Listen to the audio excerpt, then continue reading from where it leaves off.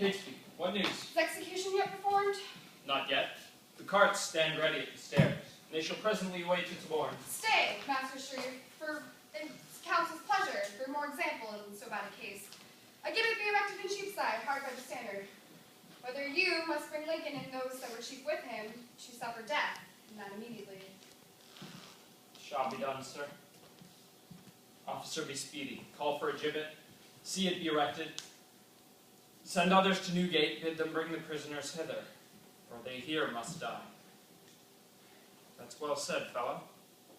Now you do your duty. God, for his pity, help these troublous times. The streets are stopped up with gaping multitudes. Command our armed officers, with halberds, make way for the entrance of the prisoners. And let proclamation once again be made, that every man, on pain of death, keep in his premises, and every man stand ready at his door, with a weapon, as he will answer to a country. We'll see it done, sir.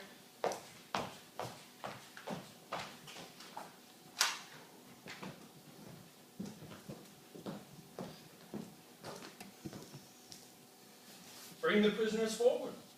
The writ has come above 2 hours since. The city will be fined for this neglect. If there's such a pressing multitude at Newgate, they cannot bring the carts onto the stairs to take the prisoners in. Then let them come on foot. We must not dally time with great command. Some of the bench, sir, think it very fit that stay was made and give it out abroad. The execution will be deferred till morning, and when the streets cleared a little, to take them up and suddenly dispatch it. Stay. Oh, in the meantime, methinks they come along. See, they are coming. It's very well.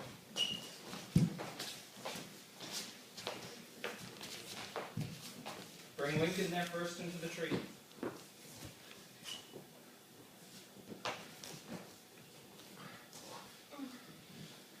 I volunteer as tribute. No. I knew the first there did belong to me. This the old proverb now complete doth make, that Lincoln should be hanged for London's sake.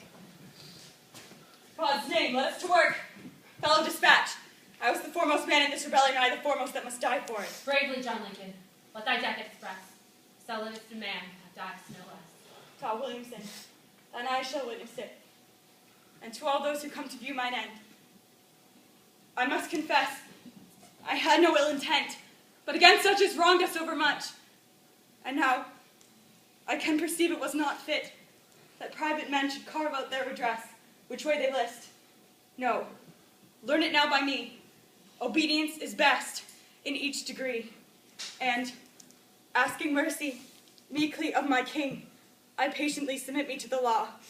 But God forgive them that were the cause of it.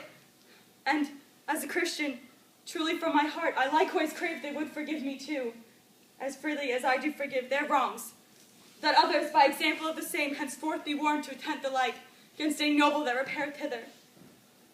Farewell all. The next time that we meet, I trust in heaven we shall each other greet. Farewell, John Lincoln. Say all that they can. Thou lived a good fellow, and died an honest man.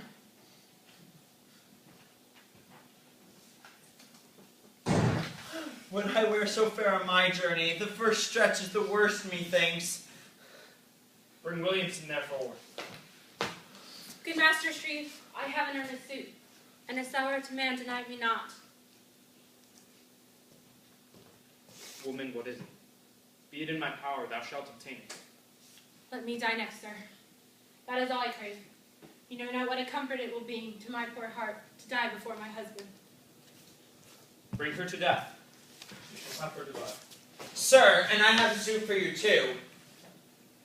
What is it? That, as you have hanged Lincoln first, and will hang her next, so you will not hang me at all. Nay, for you settled the counter gates, and for that you must hang. Well then, so much for it. Sir, your free bounty much contents my mind. Commend me to that good master, Shreve Moore, and tell him, had it not been for his persuasion, John Lincoln had not hung here as he does. We would have first locked us up in Leadenhall, and burnt to ashes with the roof. Woman, what Master Moore did was a subject's duty, and hath so pleased our sovereign lord the king, that he is hence removed to higher place, and made of counsel to the king. Well is he worthy of it, by my troth. An honest, fair, well-spoken gentleman. Yet I would praise his honesty much more if he had kept his word and saved our lives. Let that pass. Men are but men, and so words are but words, and pay not what men owe. You, husband, since the world may say that through my means thou comest thus to thy end, here I begin this cup of death to thee, because thou art sure to taste no worse of it than I must take that must go before thee. What, that I be a woman? That's no matter. I do owe God a death, and I must pay him. Husband, give me thy hand. Be not dismayed. Our chair being chaired, and all our debt is paid. Only 2 little babes do we leave behind us, and all I can bequeath them at this time is the love of some good, honest friend to bring them up in charitable sort. What masters! He goes upright that never halts, and they may live to mend their parents' faults. Why, well said, wife. Ye faith thou cheerest my heart. Give me thy hand. Let's kiss and then let's part. No! The next kiss, Williamson, shall be in heaven!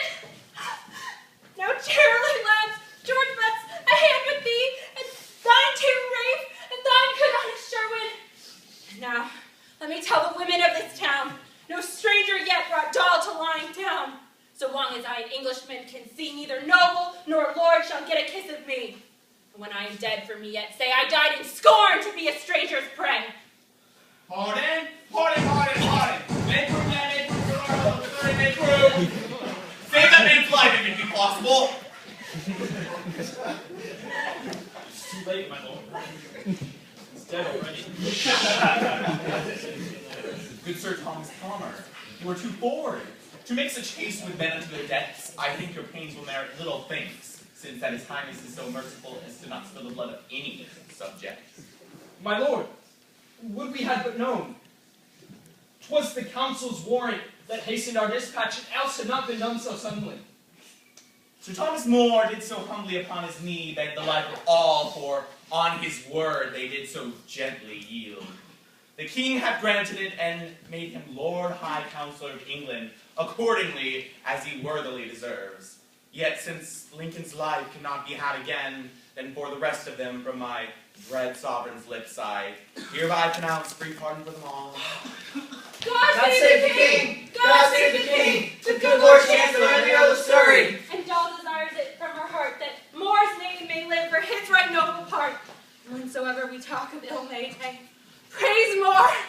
In hopes his highness's clemency and mercy, which in the arms of mild and meek compassion would rather clip you as a loving nurse doth off the wayward infant, than leave you to the sharp rod of justice, so to draw you away from such lewd assemblies as begin unlawful riots and such treacherous acts, that striking with the private anarchy doth man your loving country with a public wound. Oh God, that awful justice, which looketh to avail sufferance into the frailty of magnitude, should be drawn and served thus through punishment. But your deserved debts he doth forgive. Who gives you life, pray on!